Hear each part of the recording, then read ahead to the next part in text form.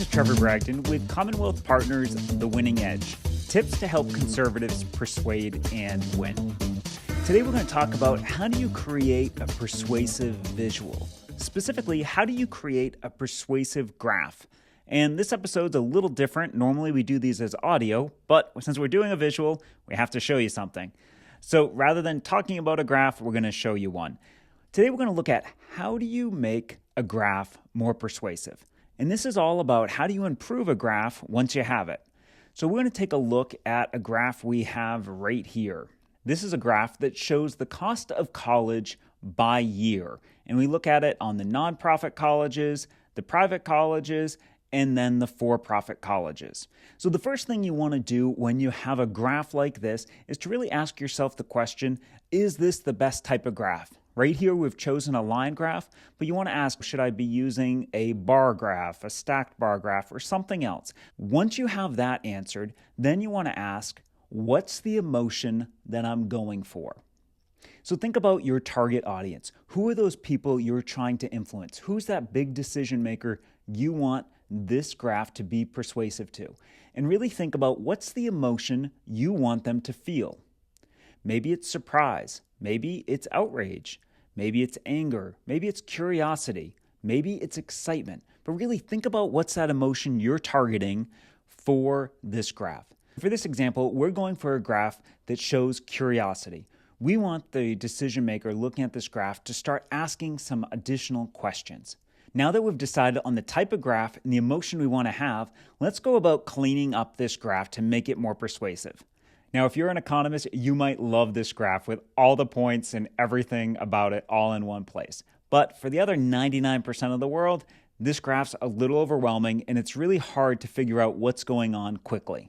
Remember, your decision maker is very busy. You want them to understand the point of a graph in under 5 seconds so that they might dig in and learn more. But if you look at something like this graph looks like a lot of work. So to simplify a graph, all you need to remember is 3 letters, LLC. And that stands for lines, labels, and colors. The first thing you want to do is focus on lines. Are there lines that we could simplify here? The next thing you want to do is remove the grid lines. Now, grid lines themselves aren't bad, but they create a lot of visual clutter, which makes it more difficult for the person looking at the graph to tell what's going on. So maybe put a few strategic lines on your graph to make it make sense. So now we've talked about lines, move on to the next L, labels. So the first thing you want to do is you want to adjust the X and Y axis by simplifying the labels on those axes. On the left-hand side, you can see what we did here is we made it say 30K instead of 30,000. Easier to read and skim quickly. On the bottom, we broke up the years. Instead of showing every single year, we broke it into 5-year chunks. Again, this is just making it easier for your reader and decision maker to tell what's going on.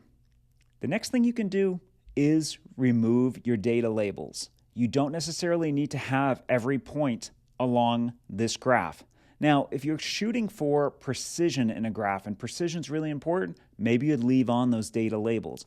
But if you're going for directional accuracy and you're wanting to just create an impression on the direction on where these costs are going, you'd want to remove those labels to make it clearer for the audience and that decision maker to see the trends in front of you.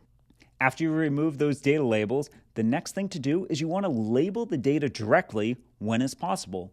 If you look here, we can see that the top line now clearly is nonprofit colleges, the second line is for-profit colleges, and the third line is public colleges. This is much easier to read quickly. We've talked about lines, we've talked about labels, and now C, color. Color, here you want to do is use consistent coloring. Again, this is just making it easy for the decision maker. They can look quickly, know what's going on this graph. And now you can see clearly each line labeled with the corresponding color. Red for nonprofit colleges, that blue for private colleges, and green for public colleges, making it really clear to understand what's going on with the increase in these cost of colleges. So to improve a graph, first ask, is this the right type of graph? Then decide on the emotion you want to create from your graph. And then remember LLC, lines, labels, and colors.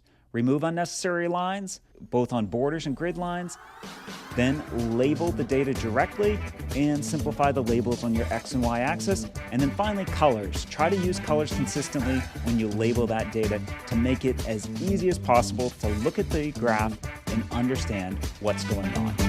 Do this and you'll give yourself the winning edge.